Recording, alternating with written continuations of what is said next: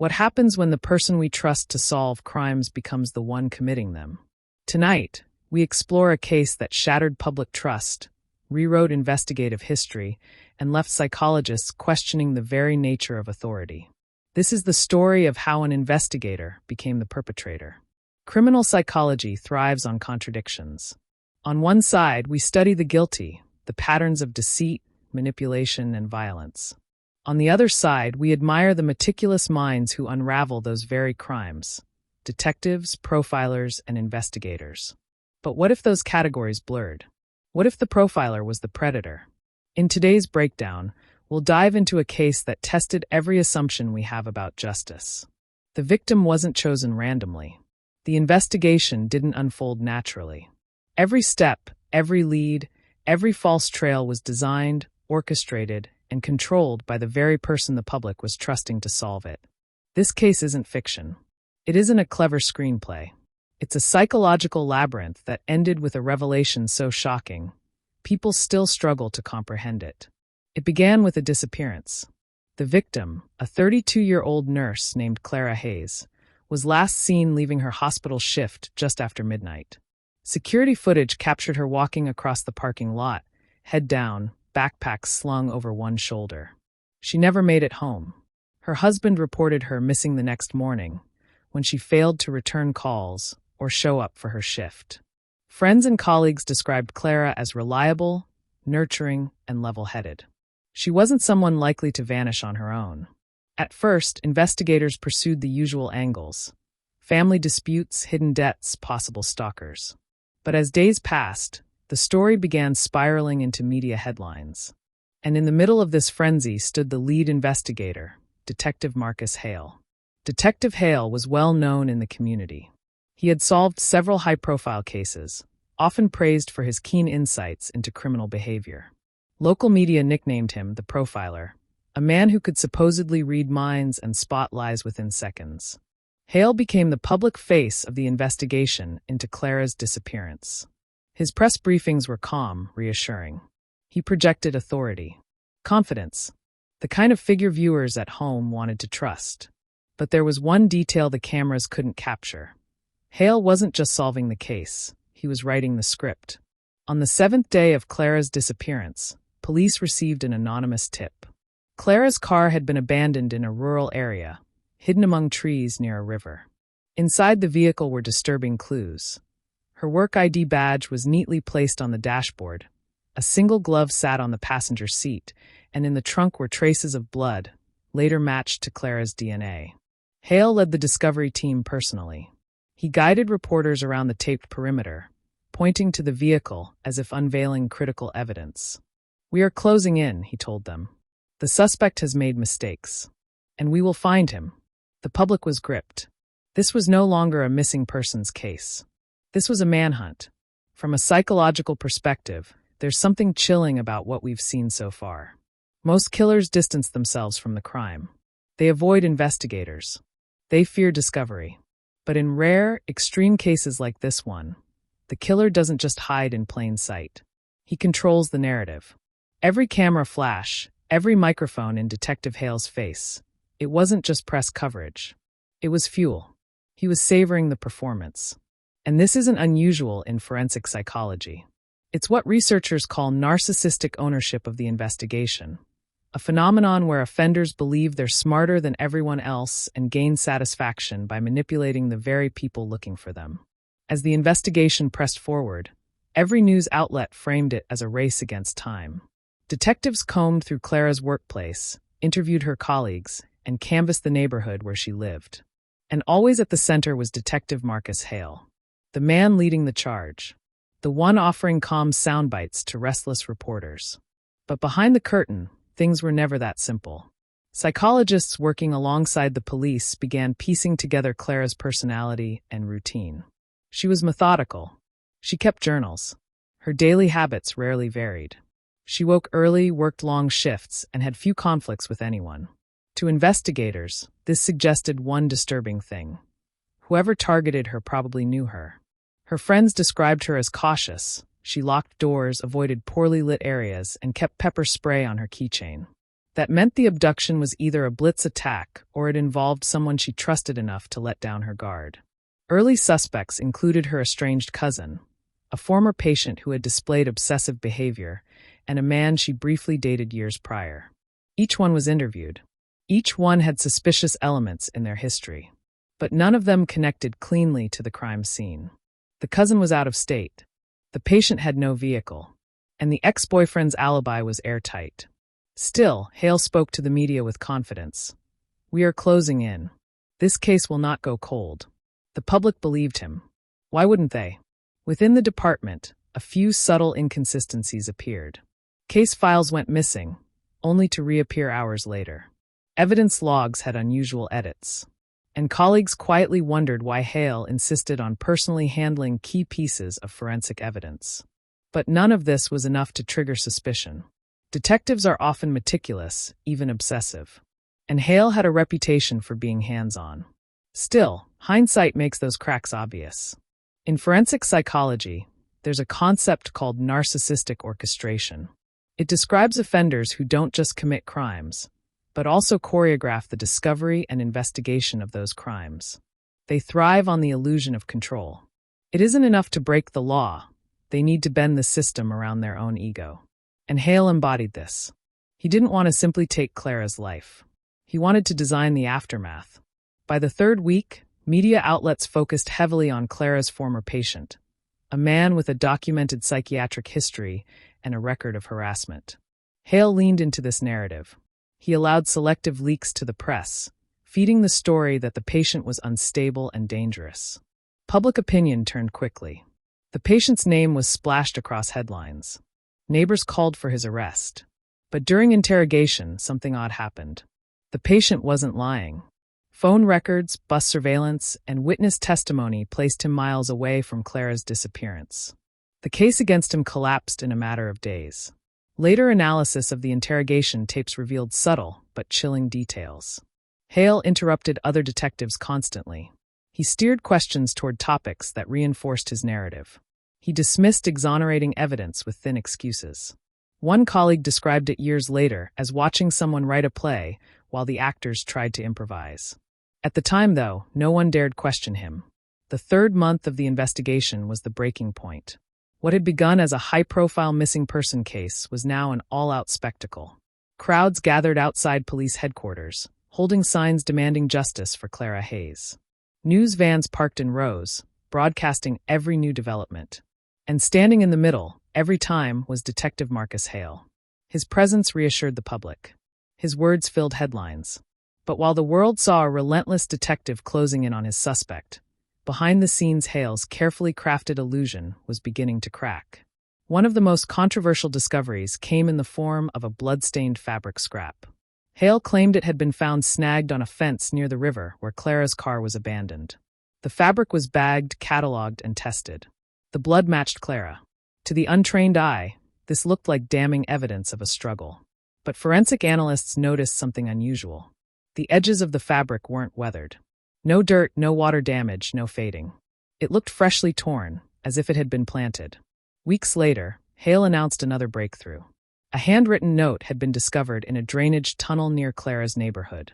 The note was crude, scrawled in block letters. "She is mine. Stop looking, or more will vanish." The message was terrifying. It electrified the media, sparking headlines about a potential serial abductor. But handwriting experts couldn't find consistency with known suspects. And the paper itself had been manufactured years earlier, no longer common in stores. How did Hale get it? Where did it come from? Those questions weren't asked loudly enough. The final discovery came in the form of a footprint impression in damp soil, just yards from Clara's abandoned vehicle. It was remarkably clear, so clear that it raised suspicion. Investigators had searched the area extensively weeks earlier, when the ground was wetter and softer. No footprints had been recorded then. Yet here was a perfectly preserved impression, appearing weeks later.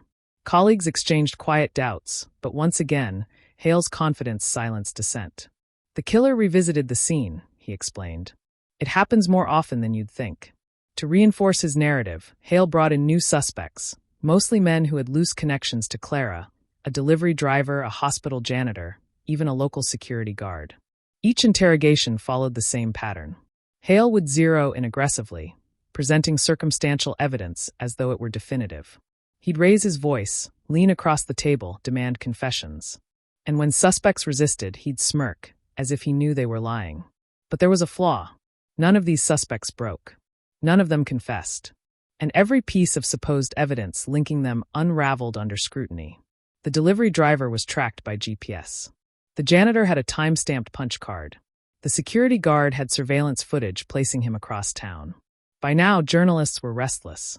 They had followed Hale's confident updates for months, but the lack of concrete progress was becoming obvious. Editorials started asking difficult questions. Why had so many suspects been paraded in front of cameras only to be cleared? Why were key pieces of evidence always discovered under Hale's watch? And most damning, where was Clara? For the first time, Hale's composure slipped. In one press conference, he snapped at a reporter, saying, "If you think you can do better, put on a badge." It was a crack in the mask. Small but telling. The turning point came during a late-night evidence review. Hale had logged in to examine photographs of the footprint impression. He dismissed colleagues and insisted he needed to work uninterrupted.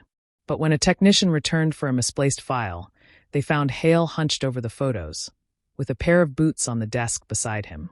Boots that matched the tread pattern of the footprint almost exactly. Startled, Hale snapped at the technician, claiming he was running comparisons. But the damage was done. A seed of doubt had been planted. For the first time, fellow detectives began whispering behind Hale's back. Why did he insist on isolating himself with evidence? Why did he handle discoveries personally, without proper witnesses?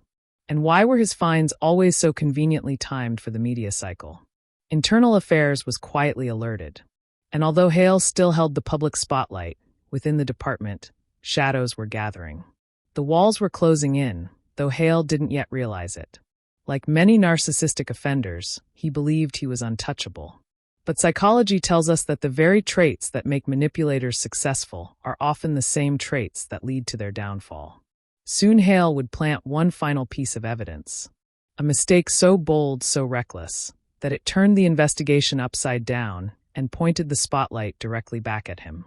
It began when a search team swept through Clara's neighborhood for the fourth time. This was supposed to be routine, a box-checking measure to appease the media and show that police were leaving no stone unturned. That afternoon, Hale emerged from an alley behind Clara's apartment, holding a necklace in his gloved hand. He raised it for cameras to see, the chain dangling in the light. Clara's family confirmed it was hers. The implication was obvious. The abductor had returned to the scene and dropped the necklace as a taunt. But forensic technicians immediately noticed issues. The necklace had no dust, no weathering, no signs of being outside for weeks. Its condition looked pristine, as if it had been stored indoors until that very morning. Hale dismissed the concern, insisting the abductor must have recently placed it there. He said it with confidence, enough to quiet most doubts, but privately, colleagues began whispering. Why was every major clue tied to Hale's discoveries? The whispers reached Internal Affairs. Quietly, they assigned an observer to shadow Hale, documenting his movements during evidence collection. For the first time, the hunter was being hunted. Meanwhile, pressure from the outside world mounted. Clara's family pleaded on television for answers. The mayor demanded results. Journalists began running stories that hinted at cracks in the investigation. One headline read, "Confidence without closure." Another bluntly asked, "Where is Clara?" For Hale, the walls were closing in, but he had no intention of stepping back. He doubled down, determined to maintain control of the narrative. That need for control became his undoing. During a late-night strategy meeting, Hale presented colleagues with a new lead. He claimed to have found traces of soil on the necklace chain that matched a quarry outside town. To the team, it seemed strange that Hale himself had been the one to notice this microscopic trace, something even the lab had missed. Still, the team followed his lead and launched a search of the quarry. For 2 days, officers combed the grounds. And on the third day, Hale announced another discovery. In a shallow ditch near the quarry, a piece of fabric and strands of hair were found. He insisted they belonged to Clara. But this time, his colleagues pushed back. The fabric matched a blouse Clara's family said she owned, but the condition raised more suspicion. Once again, it appeared too clean, too intact for something supposedly exposed to the elements. The hair samples were long and dark, consistent with Clara's, but there was a glaring problem. The strands had been cut, not torn or naturally shed. A forensic analyst noted the straight, scissor-like edge. It was the first time another detective spoke openly. "Marcus," they said, "this doesn't add up." Hale bristled. His voice rose. He snapped that questioning him was tantamount to sabotaging the case. But the seed of doubt had already grown roots. The team wasn't just questioning the evidence anymore. They were questioning him. Internal affairs increased surveillance. Hale's computer logs were reviewed. Chain of custody reports were double-checked. And slowly, a troubling pattern emerged. Many of the pieces of evidence that had fueled headlines, the fabric scrap, the threatening note, the necklace, and now the quarry discoveries, had gaps in their documentation. They had been handled at times when only Hale was present. 1 month later, the case took a dramatic turn. On a gray morning in late autumn, a search team expanded their sweep into the woods on the outskirts of town. This time Hale insisted on joining personally, claiming his instincts told him the area was important. Hours later, he radioed in with what sounded like a breakthrough. A shallow grave had been found near an abandoned cabin. Inside, wrapped in a tarp, were the remains of Clara Hayes. The scene was grim, but something about it was off. The grave was shallow, as if dug in haste, but the wrapping of the body was meticulous. The tarp was tied neatly, with knots that showed time and care. Forensic teams expected the remains to be badly decomposed after months, but instead they found evidence suggesting the body had been preserved elsewhere before being buried. This detail was quietly alarming. It meant Clara hadn't been left there from the beginning. She had been moved, and whoever had moved her was trying to control when and how she was found. Hale held a press conference that same evening. Cameras caught his stern face, his slow, deliberate words. "We have found Clara Hayes," he said. "And now, more than ever, we will not rest until her killer is brought to justice." The public mourned. Candlelight vigils were held. But behind closed doors, the investigative team compared notes. The doubts about Hale were no longer whispers. They were becoming undeniable. Autopsy reports added fuel to the fire. Clara's time of death didn't align with the timeline Hale had publicly pushed. Evidence suggested she had been alive for several days after her disappearance, far longer than anyone imagined. Even more disturbing, small traces of sedatives were found in her system. Not enough to kill her outright, but enough to keep her subdued. The implication was horrific. She had been held somewhere, alive, under the control of someone with access to drugs and knowledge of dosage. Detectives pored over the details, and a chilling possibility emerged. Hale wasn't just planting evidence after the fact. He had orchestrated the investigation while keeping Clara alive, ensuring the case unfolded exactly how he wanted. Internal affairs tightened their watch. Hale's movements were tracked. His phone records were quietly subpoenaed. Soon a shocking discovery was made.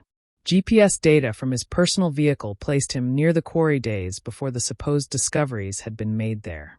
Even worse, his phone had pinged near the abandoned cabin multiple times in the weeks before Clara's body was found.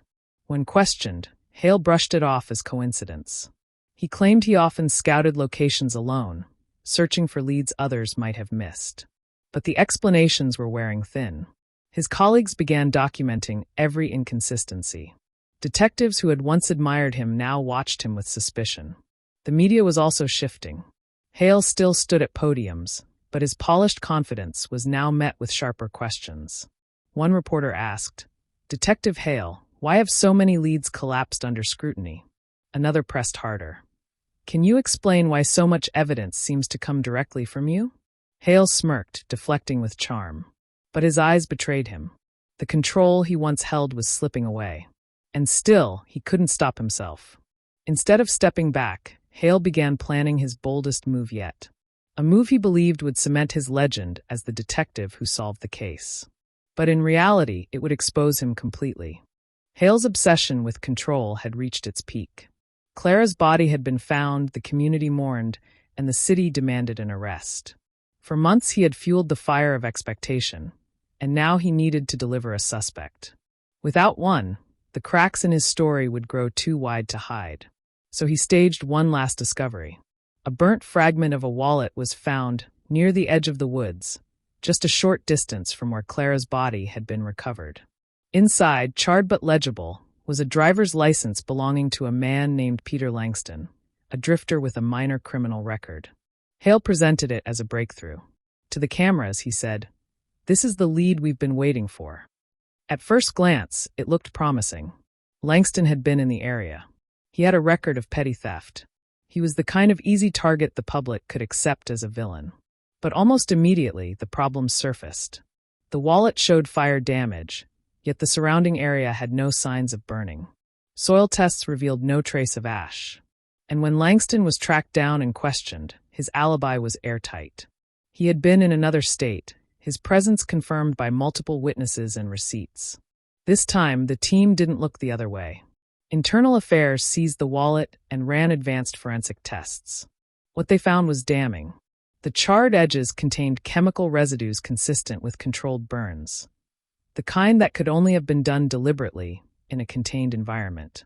In other words, someone had torched the wallet elsewhere and planted it at the scene. The license itself raised even more suspicion.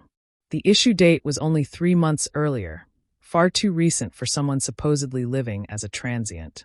Investigators traced the license back through DMV records. It had been reported stolen from a government office 2 months prior.